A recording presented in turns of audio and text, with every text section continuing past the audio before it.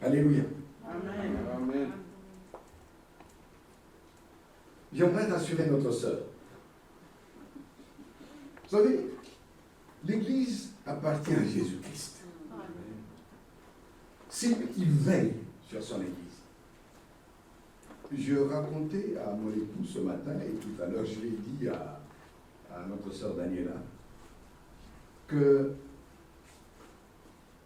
ce matin, j'ai appelé le pasteur, c'est moi qui l'ai appelé le premier, pour lui dire, mais il y a une sœur qui a inscrit notre frère, Benjamin, en lui disant, il sera présent au culte, et comme on nous a imposé 6 personnes, moi j'avais l'intention de lui dire, écoute, il y aura une 7e personne, elle n'est pas sur la liste, laisse-le venir.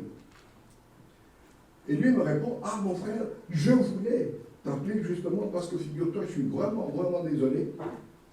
On m'a appelé à mon service. Alors, c'était inattendu. Mais ce que je voudrais dire, c'est que Dieu n'est pas surpris.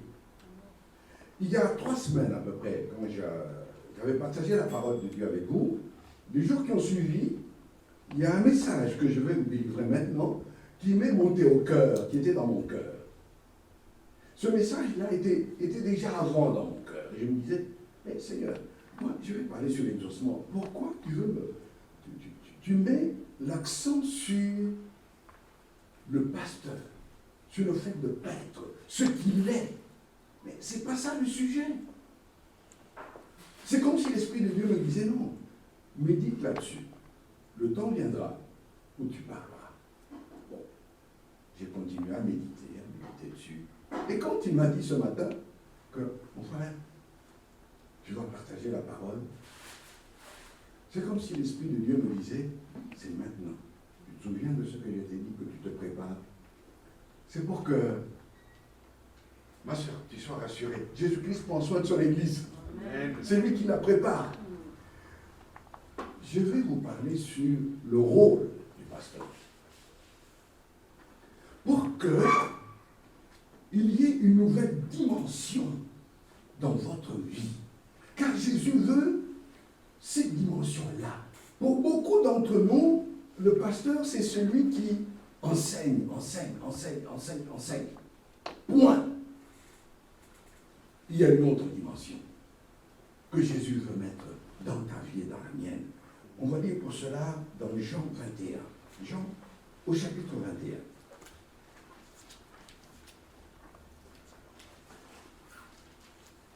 Et là, au chapitre 21, c'est une histoire que nous connaissons.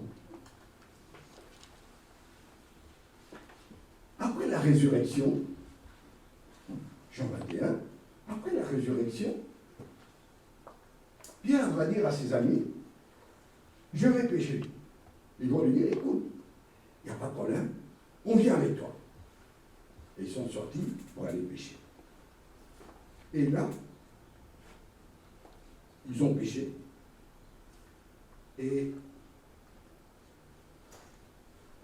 ils voient quelqu'un sur le bord, nous connaissons l'histoire, qui leur dit, jetez vos filets. Ils vont jeter le filet. Et eux qui n'avaient pas pris grand-chose jusque-là, vont avoir une pêche abondante. Et ils vont se rendre compte, Pierre va comprendre que c'était le Seigneur. Ils vont le rejoindre. Et ce qui nous intéresse maintenant, c'est la suite. Au verset 15, Jésus dit à Pierre, parce qu'ils ont trouvé qu'il avait déjà préparé le poisson, là, sur les braises. Après qu'ils eurent déjeuné, Jésus dit à Simon-Pierre, « Simon, fils de Jonas, m'aimes-tu plus que ceci ?» Il lui répondit, « Oui, Seigneur, tu sais bien, toi, que je suis ton ami. » Jésus lui dit, « Prends soin de mes agneaux. » Il lui dit une 2e fois, « Simon, fils de Jonas, m'aimes-tu » Pierre lui répondit, « Oui, Seigneur, tu sais bien, toi, que je suis ton ami. » Jésus lui dit, « Sois berger de mes moutons. » Il lui dit pour la 3e fois, « Simon, fils de Jean, es-tu mon ami ?» Pierre fut attristé de ce qu'il lui avait dit pour la 3e fois. Es-tu mon ami? Il lui répondit, Seigneur, toi tu sais tout, tu sais bien que je suis ton ami. Jésus lui dit, prends soin de mes moutons. Ça, c'est dans ma version. Dans l'autre version, il est écrit, paie mes brebis. Le mot qui a été traduit par paître dans nos Bibles signifie prends soin, entoure-les, cajole-les, nourris-les. C'est ça que signifie prendre soin.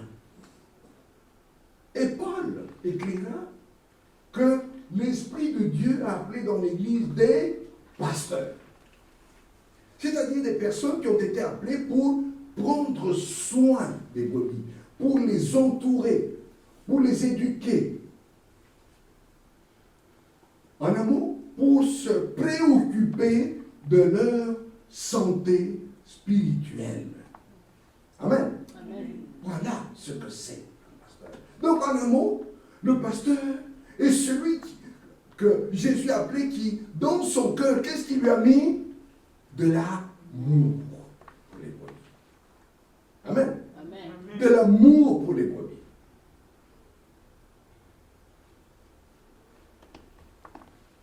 Ma soeur Jennifer, est-ce que tu sais que le pasteur a beaucoup d'amour pour toi? Tu sais ça? Tu le sais?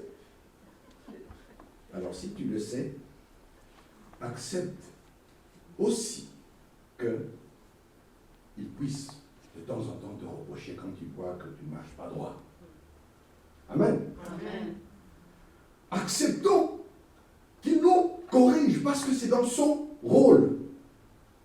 C'est non seulement dans son rôle, mais parce que, au-delà du rôle, Jésus-Christ a mis dans ses serviteurs un amour pour paître, pour entourer les brebis, pour qu'elles grandissent, pour qu'elles puissent croître. Amen. Amen. En vous disant ça, laissez-moi vous raconter quelque chose que j'ai vu dans une émission que j'avais suivie il y a, je pense, il y a peut-être 3 ans. Dans une famille ici en France, c'était en France que ça se passe. Il y avait 13 enfants. 13, c'est beaucoup. Et le journaliste regardait, posait la question à la dame. Inquiet. Comment vous faites? Madame, comment vous faites? Ça va demander une grosse organisation. Alors, la dame lui a simplement répondu, mais non. Mon mari et moi, nous nous sommes concentrés sur les aînés, les plus grands. Amen. Amen. Et nous les déléguons pour s'occuper des plus petits. C'est pas compliqué. Amen. C'est tout. Jésus-Christ est notre Seigneur. Il est notre Dieu. Mais la Bible nous révèle qu'il est aussi notre grand frère. Amen. Dans la famille de Dieu, nous avons un grand frère qui délègue, qui s'occupe des plus petits. Amen. Qui s'occupe de plus petits. C'est pourquoi le pasteur, dans son rôle, dans cet amour qu'il a comme tâche d'éduquer ceux qui sont déjà avancés. Il se préoccupe plus d'eux, afin qu'ils puissent les déléguer pour s'occuper de ceux qui sont encore faibles dans la foi. Amen. Amen. C'est pourquoi ne vous étonnez pas lorsque, s'il vous dit à la fin du culte, ma soeur, mon frère, est-ce que tu veux bien aller tenir compagnie à tel frère ou telle soeur qui est un peu là à l'écart, qui est tout seul? Parce que c'est ça le rôle du pasteur. Parce que Jésus a mis dans ses serviteurs cet amour profond pour entourer, pour corriger. Paul écrira même à Timothée, reprends avec douceur ceux qui s'écartent de la vérité. Amen. Reprends avec douceur. Donc ça signifie qu'en tant que brebis, nous devons accepter cela. Je dois accepter le fait que mon pasteur me corrige. Il le fait pourquoi? Il le fait parce qu'il m'aime. Il le fait parce que c'est dans son rôle. Il le fait parce que, au-dessus de lui, au-dessus de nous, nous avons un grand frère qui a délégué cette responsabilité pour que toi aussi tu grandisses. Et lorsque tu auras grandi, demain, après-demain, il va te demander de t'occuper de ceux qui sont petits. Amen. Amen. De ceux qui sont petits. Quand je dis demain, après-demain, oh, je bénis Dieu pour les choses qu'il me donne de comprendre et de voir à propos de son Église. C'est pourquoi je vous parle comme ça. Pour que vous laissez l'Esprit de Dieu mettre cette dimension de filiation entre le pasteur et vous, comme un berger, comme un père, comme celui dont le rôle est de vous faire grandir, pour que demain après-demain, vous puissiez aussi commencer, qu'il puisse vous envoyer pour vous occuper des plus petits. Amen. Amen. Oh, il y a un homme qui a découvert cette dimension-là, cette dimension de berger, et il en a parlé merveilleusement, le psaume 23. Lui, il ne connaissait pas Jésus-Christ. On va prendre ce psaume. Prenons le psaume 23.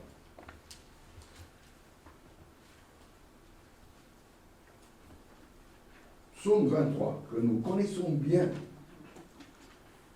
et que parfois j'aime réciter même.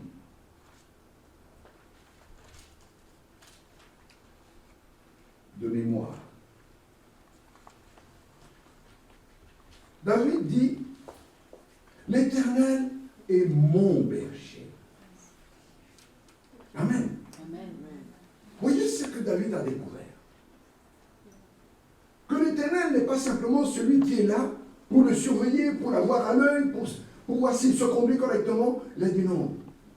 Je n'ai pas besoin d'avoir peur parce que j'ai un guide, parce que j'ai quelqu'un qui surveille la manière dont je marche, où je vais, où je me conduis. L'Éternel est mon berger. Et tout de suite, qu'est-ce qu'il dit? Et je ne manquerai de rien. Oh, c'est merveilleux. C'est merveilleux. Parce qu'il est mon berger. Parce que le berger, dans son rôle, c'est que la brebis ne puisse pas manquer. Alors, la brebis dit, parce que j'ai un berger, alors, je n'ai pas besoin de m'inquiéter. Je n'ai pas besoin d'avoir peur. Je n'ai pas besoin de me dire, tiens, que va-t-il se passer demain, après-demain? Que vais-je manger? Parce qu'il est là. Et comment le fait-il? Grâce à lui, je me repose dans des prairies verdoyantes. Et c'est lui qui m'a conduit au bord des eaux calmes. Il me revigore. Et pour l'honneur de son nom, il me conduit sur le droit chemin. Si je devais traverser la vallée où règnent d'épaisses ténèbres, dans d'autres versions, il est marqué dans la vallée de l'ombre de la mort, je ne craindrai aucun mal, car tu es auprès de moi. Ta houlette me conduit et ton bâton me protège. Pour moi, tu dresses une table aux yeux de mes ennemis, tu oins d'huile parfumer ma tête et tu fais déborder ma coupe. Oui, toute ma vie, ta bonté et ton amour me poursuivront. Toute ma vie, ta bonté et ton amour. Nous avons chanté l'amour de Dieu qui est inconditionnel. Ta bonté et ton amour me poursuivront.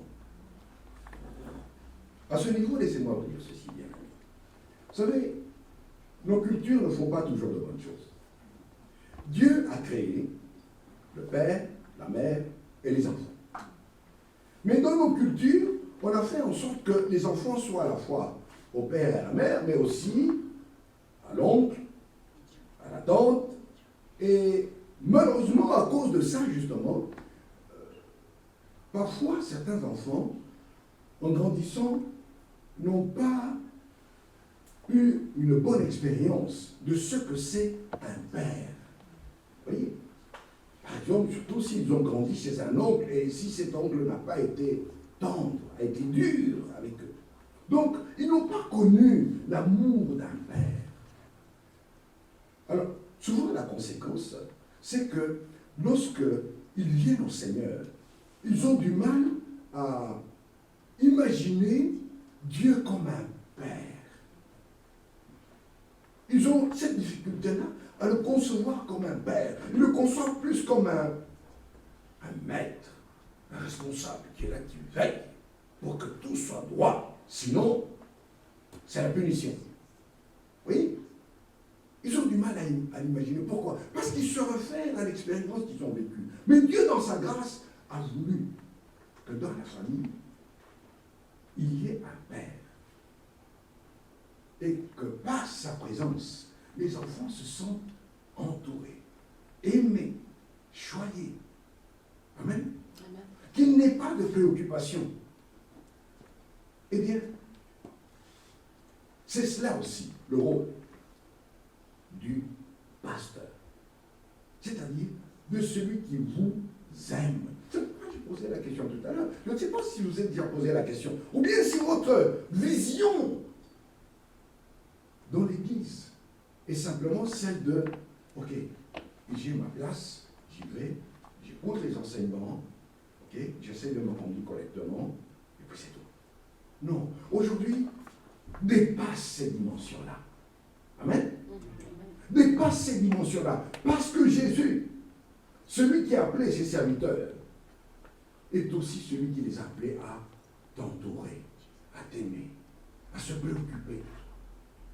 Amen. À faire en sorte que quand tu souffres, il souffre. Amen. Quand tu es dans la joie, il est dans la joie. Ton fardeau est son fardeau. L'Éternel est mon berger, je ne manquerai de rien. C'est cela aussi que Jésus voulait faire découvrir à Pierre. Pierre, dans l'Église, sois celui qui va entourer mes brebis, qui va les aimer, qui va les chérir, qui va les nourrir, qui va les protéger. Celles qui sont faibles, celui qui les tiendra, qui les soutiendra. Sois cela. Alors tu seras réellement le berger. Paie mes brebis. Amen. Amen. Paie mes brebis. Entoure-les. Sens-toi entouré. Sens-toi aimé. Et il ne peut pas faire autrement. Le pasteur ne peut pas faire autrement. Vous savez pourquoi? Parce que Jésus-Christ est celui qui a mis dans son cœur cet amour de père pour les brebis. C'est cela que Jésus veut faire découvrir à Pierre. Quand il va lui répéter 3 fois, il va lui poser la question une première fois. M'aimes-tu? Donc, oui Seigneur, tu sais bien que je t'aime. Une deuxième fois. Pierre, fils de Jonas, m'aimes-tu? Oui Seigneur, tu sais bien que je t'aime. Et la troisième fois, Pierre a été attristé. D'autant plus qu'il avait fait une mauvaise expérience. Il avait trahi son maître. Lui qui avait juré en disant non, si tout le monde abandonne, moi je resterai. Et là, mis à l'épreuve, à 3 reprises, il va dire non, je ne connais pas cet homme, je ne connais pas cet homme. Et l'évangile de Marc nous rapporte, même le jour où je l'ai lu, j'ai dit, oh là là. L'évangile de Marc nous rapporte, il va même dire que Dieu me punisse si je mens. Est-ce qu'il ne savait pas qu'il était en train de mentir? Il savait, mais il voulait sauver sa vie. Amen. À cause de cette expérience, pourtant, que Jésus, à propos de laquelle il avait prévenu, Pierre est malheureux. Lorsque Jésus lui pose la question, m'aimes-tu? Il pense à sa trahison. La deuxième fois, il y repense. La troisième fois, il se dit, Seigneur, plein de tristesse. Oh Seigneur, tu sais tout. Pourquoi tu as remis le couteau dans la plaie? Je sais ce que j'ai fait. Mais Jésus veut lui faire découvrir autre chose. Jésus veut lui faire découvrir le rôle auquel il sera appelé, c'est-à-dire à choyer les brebis. Pourquoi? Parce qu'il l'a déjà pardonné. Amen. Amen. Parce qu'il lui a déjà pardonné.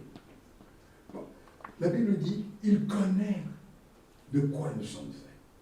Il connaît notre nature. Parce qu'il lui a déjà pardonné.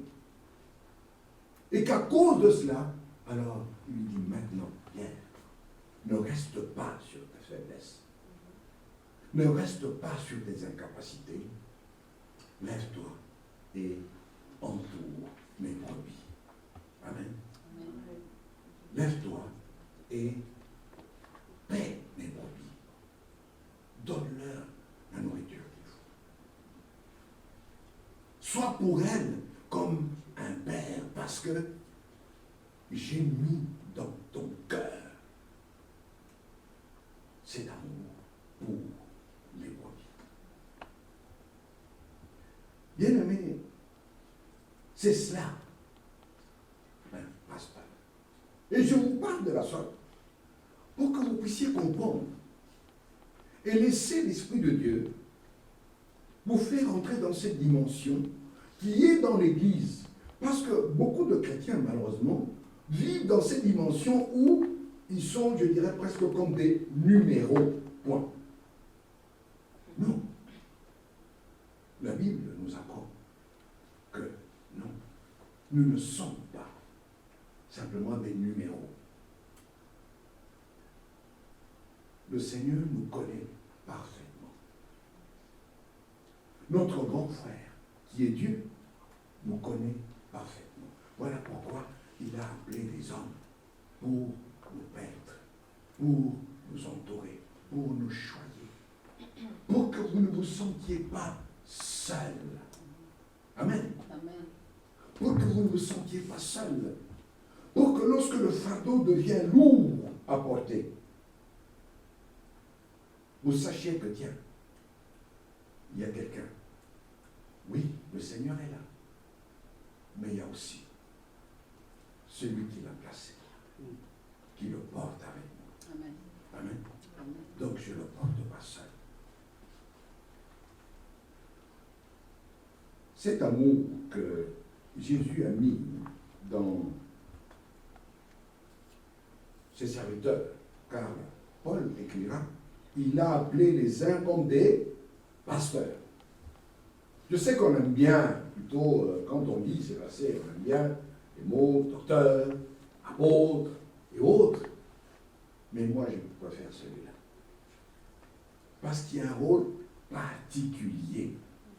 Un docteur, c'est celui qui enseigne. Il vient, il enseigne, et puis, il part. Mais un pasteur doit veiller à ce que ceux qu'il a enseignés comprennent. Amen. Amen. S'ils n'ont pas compris, il les prend à part. C'est pourquoi je vous encourage, quand vous ne comprenez pas, prenez votre téléphone. Pasteur, tu n'as pas allé sur tel point. Je n'ai pas rien compris. Est-ce que tu peux nous expliquer? Amen. Amen. Ne continuez pas comme ça sans avoir compris. Parce que c'est dans son rôle, pour que vous compreniez, pour que vous soyez nourris, pour que demain, comme je vous l'ai dit, il puisse vous déléguer pour s'occuper de ceux qui sont encore faibles dans la foi. De ceux que le Seigneur enverra. Amen. Amen. De ceux que le Seigneur enverra. Car il en enverra. Notre jeune frère, quand il priait tout à l'heure ici devant, et qu'il disait, Seigneur, tu amèneras, tu feras venir des hommes, des femmes. J'aimerais lui dire que ce n'est pas simplement un souhait. Ce n'est pas simplement un désir que l'Église grandisse. Non, c'est dans le plan de Dieu. Amen. Amen. C'est dans le plan de Dieu.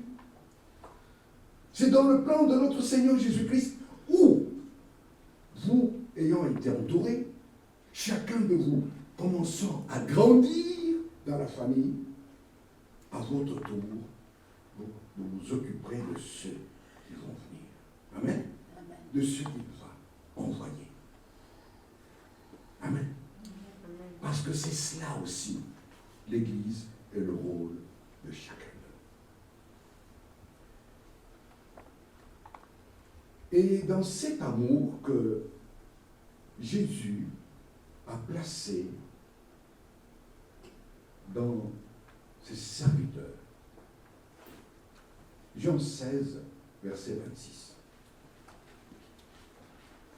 Jean 16, verset 26. Il y a quelque chose de grand.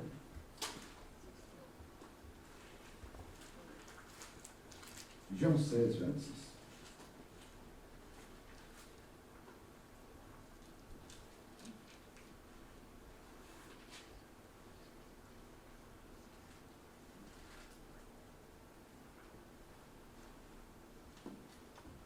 Dans le verset 26, voilà ce que nous trouvons.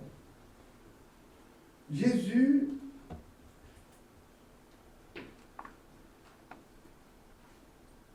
parle à ses disciples. Non, je vais faire autrement. Est-ce que quelqu'un peut nous lire le verset 26? En ce jour, vous demanderez en mon nom, et je ne vous dis pas que je prierai le Père pour vous. Oui, continuez. Au verset 27, car le Père lui-même vous aime, parce que vous m'avez aimé et que vous avez cru que je suis sorti de Dieu. Amen. Amen. Amen. Une autre version. La même parole, dans une autre version, s'il vous plaît.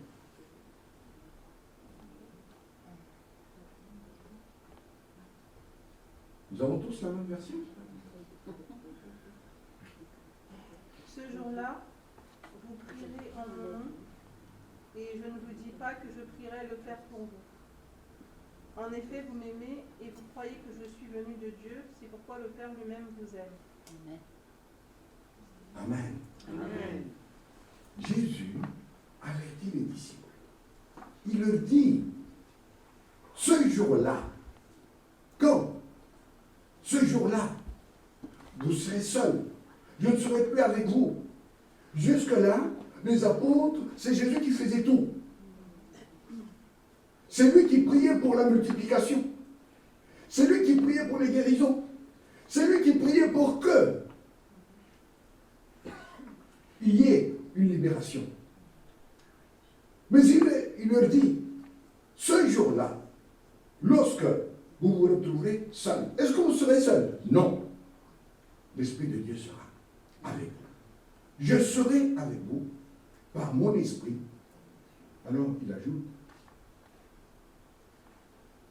je ne vous dis pas que je prierai le Père pour vous. Voilà, c'est terrible ça. Si Jésus ne prie pas pour nous, qu'est-ce qu'on va devenir? Mais il va expliquer ce que vous demanderez au Père. Ce que tu demandes, ce que je demande, le Père nous l'accordera. Directement, pourquoi? Parce qu'il nous aime. Amen? Amen. Parce qu'il nous aime, parce qu'il t'aime. Vous savez, j'insiste sur ce mot parce que je me suis rendu compte que beaucoup de chrétiens ont du mal à vivre la dimension de l'amour de Dieu. Probablement à cause de la manière dont ils ont vécu dans leur enfance. Si vous avez eu un père difficile, c'est tout à fait, je dirais, normal que plus tard vous ayez du mal à imaginer Dieu comme étant un être qui vous aime. Mais la Bible nous dit que Dieu nous aime. Et ici, il le dit, vous serez seuls. Vous aurez des besoins. Vous allez prier.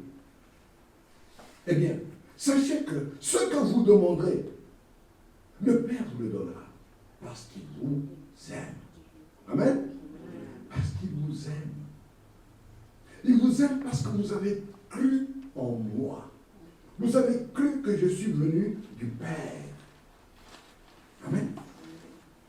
C'est cette dimension-là que nous sommes appelés à vivre désormais. À ne plus être dans l'Église simplement comme des numéros, des places, mais comme des êtres qui ont cette relation unique, filiale, familiale. Je disais à ma soeur Gladys, je suis dans la joie de voir. Parce que ça fait 2 mois, voire même plus, que je ne t'ai pas vu. Et je me suis rendu compte que la communion fraternelle est une réalité. Cette réalité-là, elle existe, elle est présente. Et que lorsque nous n'avons pas l'occasion de nous rencontrer, oui, c'est vrai, nous le faisons par Zoom, la communion fraternelle commence à manquer. Amen. Vous comprenez pourquoi? Lorsque nous venons dans l'Église, c'est aussi pour nourrir cette communion fraternelle. Amen. C'est aussi pour que le pasteur, quand il vous regarde, il vous voit, il voit votre présence, il se sent dans la joie. Amen. Il sait que Seigneur, tu m'as donné ceci. Amen. Amen. Jésus a dit de ceux qui étaient autour de lui qu'il n'en perdra aucun de tout ce que le Père lui a donné. Amen. Amen. Il parlait de cela, mais il parlait aussi de ceux qui allaient venir, c'est-à-dire vous et moi aujourd'hui. Pourquoi? Parce qu'il nous aime. Parce qu'il nous aime. Parce que c'est cela aussi, la communion fraternelle. Le Père lui-même vous répondra, vous bénira, agira dans votre vie, parce que vous avez cru que je suis venu du Père. Amen. Amen. Donc, vous voyez le schéma. Le Père, le Fils, qui est Dieu, Jésus-Christ, notre grand frère. Nous avons un grand frère. Ensuite, ceux qu'il a appelés et les brebis. Amen. Et les brebis. Pour que les brebis soient entourées. Pour que les brebis grandissent. Pour que les brebis, demain, après-demain, comme je vous ai dit, deviennent aussi de ceux qui entourent les autres brebis qui vont venir et que Dieu a appelé. C'est la raison pour laquelle l'Église n'est pas simplement un lieu de rassemblement dans le sens où nous venons, nous nous assoyons, nous prions, nous écoutons, et puis chacun rentre chez soi. Non, c'est un lieu de communion fraternelle. Amen. C'est un lieu de ressourcement. C'est un lieu de bénédiction. C'est un lieu où si je suis venu avec un fardeau, je sais qu'en repartant, ce fardeau-là, il y a quelqu'un qui le prend avec moi. Amen. Il y a quelqu'un qui le prend avec moi. C'est-à-dire, le Seigneur Jésus est aussi son serviteur. Parce qu'il lui donne cette dimension-là d'un berger. Paix mes brebis. Amen. Amen. Laisse cette dimension-là, bien-aimé, entrer dans ta vie. Laisse cette dimension entrer dans ta vie vis-à-vis de son serviteur. Et alors tu grandiras. Alors le Saint-Esprit va commencer à t'utiliser dans sa maison pour pouvoir aussi entourer ceux qui sont encore faibles dans la foi. Amen. Amen. Ceux qui ont encore besoin d'être soutenus. comme exactement les bergers. J'ai vu une image un jour d'un berger, c'était à la saison où ils amènent le troupeau dans la montagne. Je crois que c'était une brebis peut-être qui était plus jeune, qui avait du mal à marcher. Le berger l'a tout simplement soulevé, il l'a mis sur ses épaules et avec sa houlette et son bâton, il montrait la direction aux autres avec la brebis sur ses épaules. Amen. Amen. Demain, après-demain, tu seras appelé à prendre sur tes épaules aussi ceux ou celles qui sont encore faibles, pour qu'à leur tour, ils grandissent. Amen. Et qu'à leur tour, ils puissent aussi porter les autres. Mais en attendant ce moment-là, c'est toi que le berger porte avec la grâce de Dieu. Je vous invite, on va s'incliner dans la prière.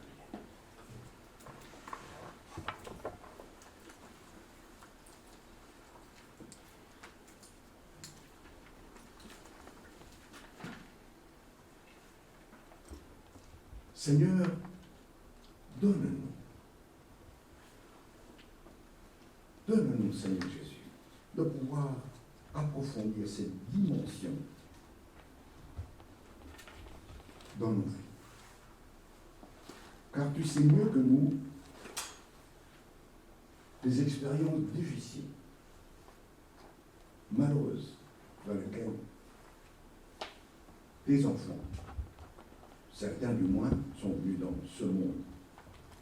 Peut-être pas avec un père qui les aimait pas, ou peut-être un père qui était loin d'eux, ils ont grandi avec un membre de famille qui ne les a pas entourés comme un père devait les entourer.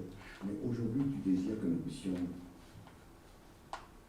vivre cette dimension d'amour que tu as pour nous. Et donc, tu es exigeant envers tes serviteurs pour qu'ils puissent entourer tes brebis. C'est pourquoi nous te prions, Seigneur, pour ton serviteur, là où il est. C'est pourquoi nous te prions pour lui, pour que, Seigneur, tu fasses grandir cette dimension dans son cœur, pour ton peuple, dans ces brebis que nous sommes. Merci aussi de laisser ces dimensions grandir dans nos cœurs, Seigneur, vis-à-vis de nos frères et de nos sœurs. Pour que nous ne restions pas simplement des bébés spirituels, mais pour que nous puissions croître à tous égards, comme nous dit ta parole, et qu'à notre tour, tu puisses nous utiliser pour pouvoir soutenir, pour pouvoir porter, pour pouvoir, Seigneur, entourer, Seigneur, les membres qui sont les plus faibles. Car c'est cela aussi, ton Église. Je te loue, je te rends gloire et grâce, ô Jésus, de ce que tu aimes ton Église et que tu as appelé ton serviteur à pouvoir la paître. Mais je te bénis aussi, Seigneur, parce que je sais que lorsque tu vas faire croître cette œuvre, lorsque tu vas la faire grandir, tu élèveras en ces lieux, Seigneur, des aides, des pasteurs qui vont continuer à paître tes brebis. Car, Seigneur, tu as déjà préparé d'autres dans cette maison, dans ton Église, dans ton œuvre. Oh, donne-moi la joie de voir cela, Seigneur. Donne-moi la joie de voir ton œuvre croître, de voir des pasteurs s'élever aux côtés de ton serviteur. C'est cela que je te demande. Merci en attendant ce moment-là de continuer à le soutenir, à soutenir tes brebis, à soutenir mes frères et sœurs, et de nous faire vivre cette dimension d'amour que tu as eu pour nous et que tu continues à avoir pour nous. Merci pour ceux qui ne sont pas avec nous, qui nous suivent par Zoom. Oh, donne-nous, Seigneur, les moments où, ensemble, nous pourrons vivre cette communion fraternelle avec ceux qui sont en cet instant dans leur maison et qui auraient bien voulu être aux Oh Jésus, merci parce que tu sais comment tu nous conduis. Nous te faisons confiance. Oui, ta parole me dit, je ne manquerai de rien, car tu nous conduis dans les verts pâturages. Sois loué, Seigneur Jésus, et que tu nous diriges près des eaux paisibles, et tu restaures nos âmes. Amen.